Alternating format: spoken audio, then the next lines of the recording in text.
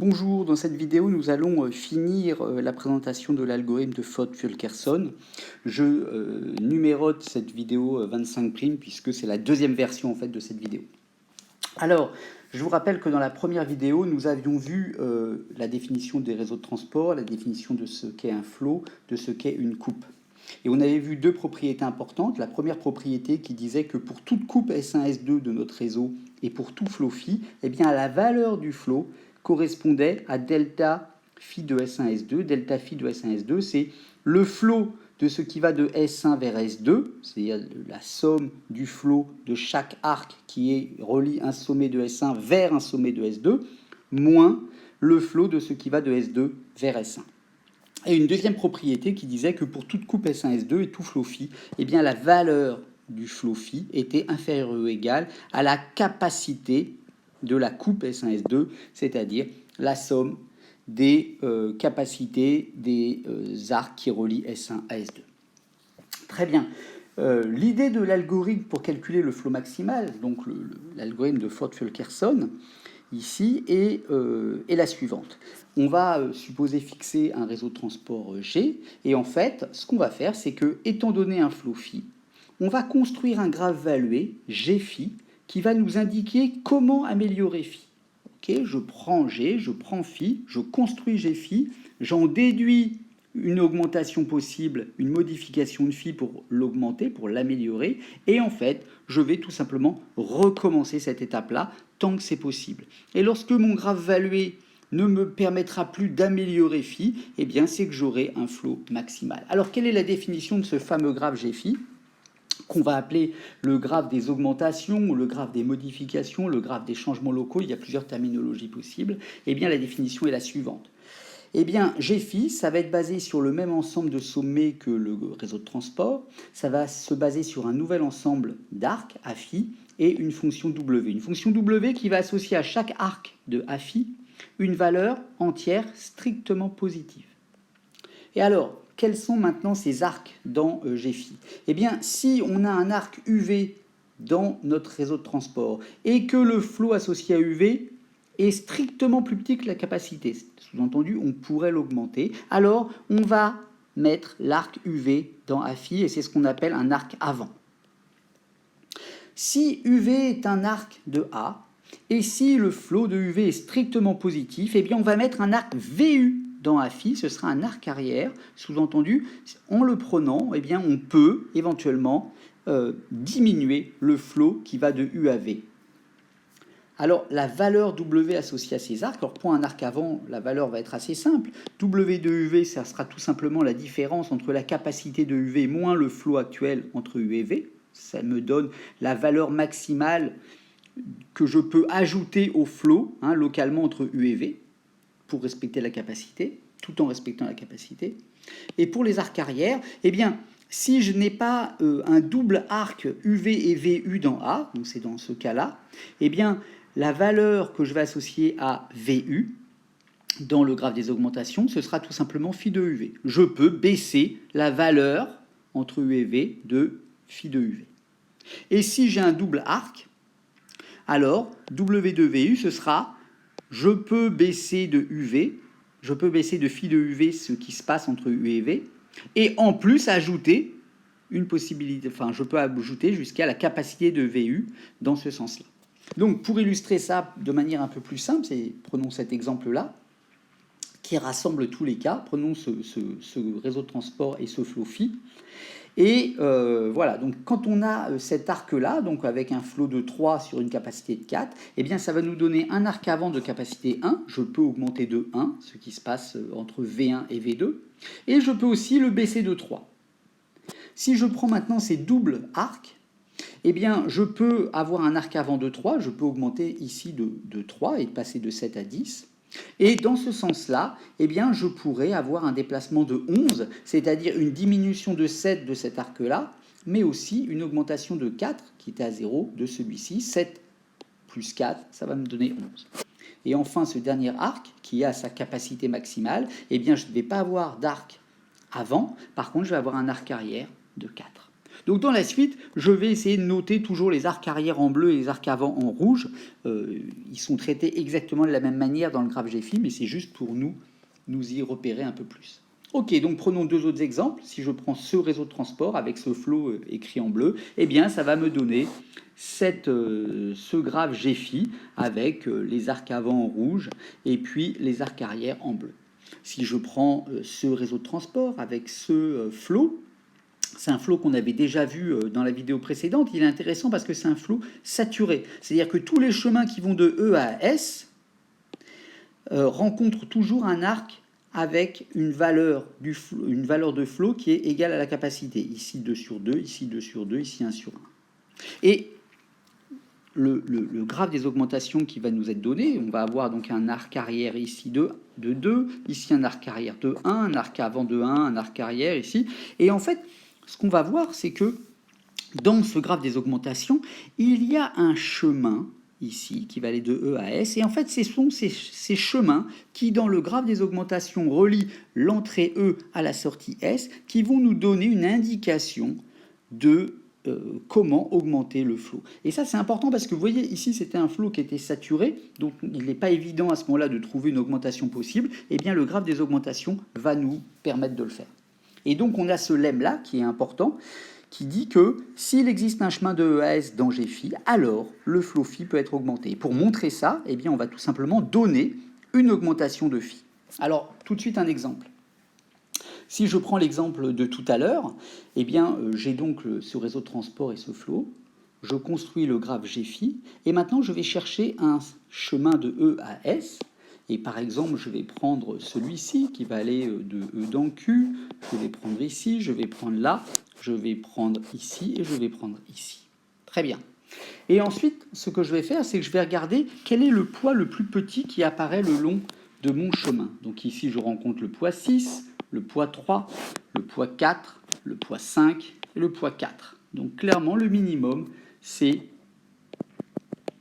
le minimum des poids du chemin, ça va être 3. Eh bien, en fait, je vais pouvoir augmenter mon flow de 3.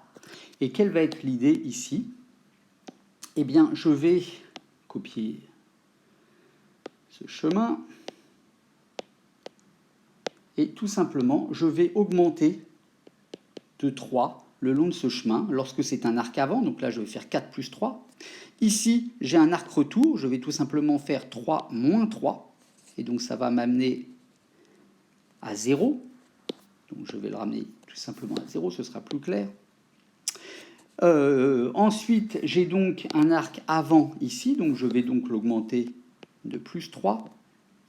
Ensuite, je vais avoir cet arc-là qui va être ramené à 0 et celui-là qui va passer à 2 et celui-là qui va être augmenté de plus 3, donc qui va passer à 9, donc à 6 plus 3.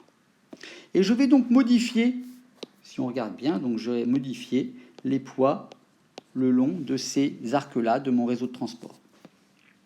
Et aussi de ce poids-là, puisqu'il est passé à 0. Ok, donc maintenant on va formaliser cette idée-là. Prenons un chemin qui va de E à S dans le graphe des augmentations. La première opération, ça va consister à aller chercher le plus petit poids qui apparaît le long de ce chemin. Donc soit delta, le min, pour tous les arcs qui apparaissent le long du chemin, le min des delta i. Je sais que ce poids est strictement positif, puisque par définition, le graphe des augmentations a une fonction W qui va de l'ensemble des arcs vers les entiers strictement positifs. Et maintenant, je vais définir le flow phi delta. Alors, pour tous les arcs qui ne sont pas le long de ρ, le long du chemin dans GFI, il n'y a rien à faire. Et je vais prendre phi delta de UV, c'est tout simplement phi de UV. Maintenant, si UV était un arc avant, je vais définir phi delta de UV comme phi de UV plus delta. J'incrémente delta. Et si maintenant UV était un arc arrière, alors je dois décrémenter ce qui allait de V à U. Donc si tout simplement de V à U, c'était une valeur qui était supérieure ou égale à delta, alors je vais juste diminuer phi de VU par delta. Et à ce moment-là, phi delta de VU, ce sera tout simplement phi de VU moins delta. Si par contre, phi VU est strictement plus petit que delta, Ça signifie que j'ai en fait un double arc dans ces cas-là. Et je vais donc mettre phi delta de VU à 0 et phi delta de UV à ce qu'il me reste à mettre, c'est-à-dire à delta moins phi de VU. Il reste à vérifier que le flot, que phi delta, cette fonction phi delta, est bien un flot, c'est-à-dire qu'elle respecte la loi de conservation, la loi de conservation locale. Et bien sûr, on sait que la valeur du flot phi delta sera strictement plus grande que phi delta, puisque j'aurais augmenté le premier arc ici par delta. Ok, alors maintenant, on vérifie juste l'idée intuitive de la loi de conservation. Et si je prends donc ce chemin dans G-phi, à quoi est-ce qu'il va correspondre? Il va correspondre à une succession d'arêtes. On sait que le premier arc ici va être forcément un arc avant. Ce sera aussi le cas pour le dernier. Mais sinon, le long du chemin, je peux utiliser des arcs avant et des arcs arrière. Alors, si je prends localement un arc avant suivi d'un arc avant, qu'est-ce qu'il va y avoir? Je sais que j'aurais augmenté le flot ici, associé à mon arc avant, je l'aurais augmenté de plus delta. Là, j'ai noté alpha. Petite erreur. Ok, donc pour ce slide, on va dire que alpha est égal à bêta. Et je vais donc augmenter d'un certain coefficient, disons alpha, et je vais aussi augmenter l'autre arc avant de plus alpha. Donc localement, j'ai modifié ce qui est arrivé ici, mais je modifie aussi la sortie, tout va bien. Si maintenant j'ai un arc arrière suivi d'un arc avant, qu'est-ce que ça signifie? En fait, j'aurais tout simplement diminué ce qui va sortir de QI vers QI-1, et par contre, j'aurais augmenté de alpha ce qui va sortir de QI vers QI plus 1. Et du coup, localement, j'aurai bien ma loi de conservation qui va être respectée pour QI. Si maintenant j'avais un arc avant suivi d'un arc arrière, j'aurais augmenté de plus alpha, mais j'aurais diminué ce qui arrive via QI plus 1. Et donc là encore, j'aurais respecté ma loi de conservation. Si j'ai deux arcs arrière, eh bien j'aurais tout simplement diminué ce qui va de QI vers QI-1, mais aussi diminué ce qui arrive de QI plus 1 vers QI. Et donc on a bien la loi de conservation qui est conservée localement. Maintenant, on a la dernière propriété qui va nous permettre de conclure sur notre algorithme, et qui dit finalement que si je n'ai pas de chemin de E à S dans G-phi, alors je vais avoir une coupe S1, S2, telle que sa capacité va être égale, la capacité de la coupe va être égale à la valeur du flot. Et ça va nous permettre de dire qu'à ce moment-là, on a un flot maximal, on va voir pourquoi. Alors, déjà, pourquoi est-ce que ce résultat est vrai? Eh bien, tout simplement, supposons qu'il n'y ait pas de chemin de E à S dans G-phi, et à ce moment-là, je vais définir l'ensemble S1 comme l'ensemble des sommets que je peux atteindre depuis E dans G-phi. Ok. Et ensuite, S2, ça va être le reste des sommets, donc S moins S1. On a clairement S1, S2 qui est une coupe, puisque E appartient à S1, et S appartient forcément à S2, puisqu'il n'y a pas de chemin entre E et S. Très bien. On a donc d'un côté S1, on a d'un côté S2. Et maintenant, prenons un sommet U de S1 et un sommet V de S2. Je sais que je n'ai pas d'arc qui va de U vers V dans G-phi. Ok.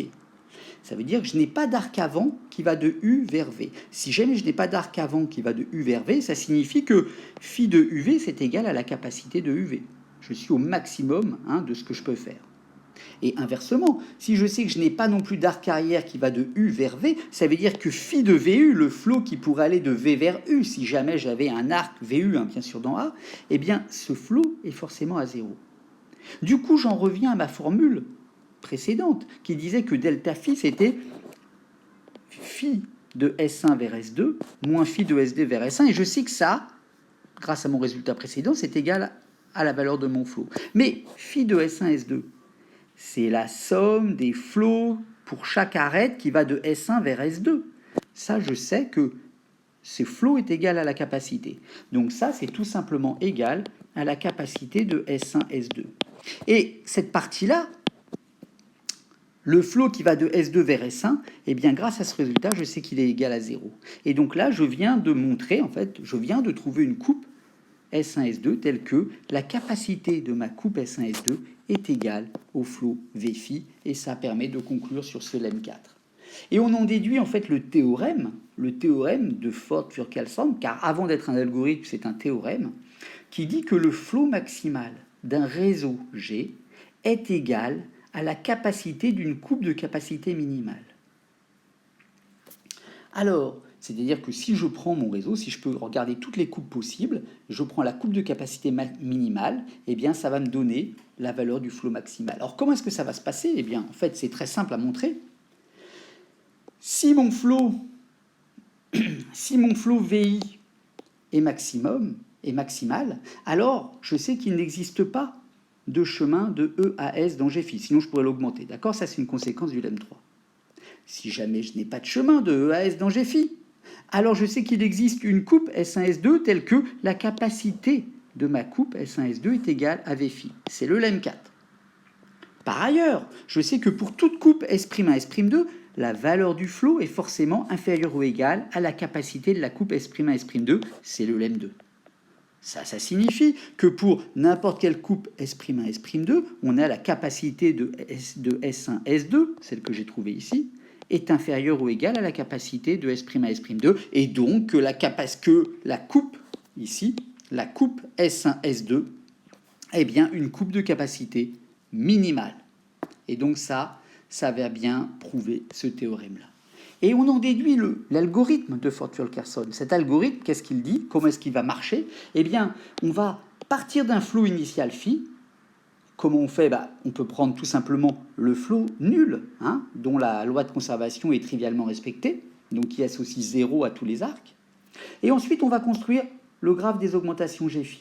On va chercher un chemin entre ES, tout simplement avec un algorithme de parcours. Et lorsqu'on a trouvé un chemin entre ES, on va être capable de mettre à jour phi selon le chemin qu'on a trouvé, donc avec le fameux delta qu'on aura trouvé. Une fois qu'on a fait ça, eh bien on va retourner au point 2, on va reconstruire un nouveau graphe Gφ, on va rechercher un chemin, on va améliorer le flow, on va reconstruire Gφ, etc. jusqu'à trouver un graphe des augmentations qui ne permet plus, pour lequel il n'y a plus de chemin entre ES, et auquel cas on aura trouvé une solution optimale. Et pour le même prix, vous aurez aussi une coupe de capacité minimale qui sera en fait ce qu'on a utilisé tout à l'heure, c'est-à-dire tout ce qu'on peut atteindre depuis E dans le graphe Gφ pour la partie S1. Ok, je vous invite à regarder l'exemple complet, bien détaillé, etc., fait dans le polycopier. En termes de complexité, eh bien, la complexité globale de notre algorithme va être en grand O de nombre d'arcs dans notre réseau de transport fois la valeur du flow max. Okay, la construction de Gφ, à chaque fois, c'est du temps linéaire. Le recherche de delta, c'est un parcours, c'est du temps linéaire. Et la mise à jour de phi, ce sera un grand taux de S parce que c'est le long d'un chemin et donc j'ai que S arc à chaque fois. Très bien.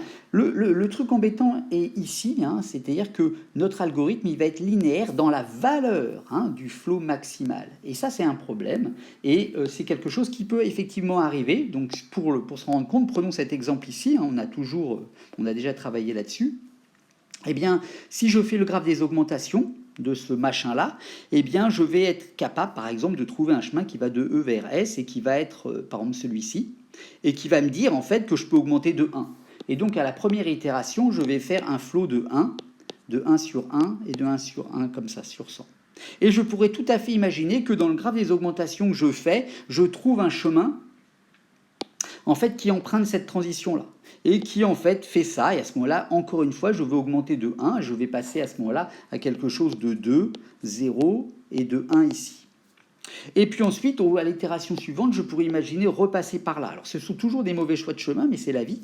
Et à ce moment-là, en fait, je pourrais augmenter très lentement, c'est-à-dire à chaque fois de 1, et augmenter, et pour finalement trouver, en fait, le flot maximal, qui est évidemment de 100 sur 100, quelque chose comme ça. Et en fait, donc, je pourrais augmenter le flot final, trouver le flot maximal en 200 itérations. Donc, en fait, si je m'y prends mal, il est possible, effectivement, dans l'algorithme de Ford-Fulkerson, d'avoir cette complexité qui est en fait une mauvaise complexité. On verra pourquoi dans la vidéo suivante.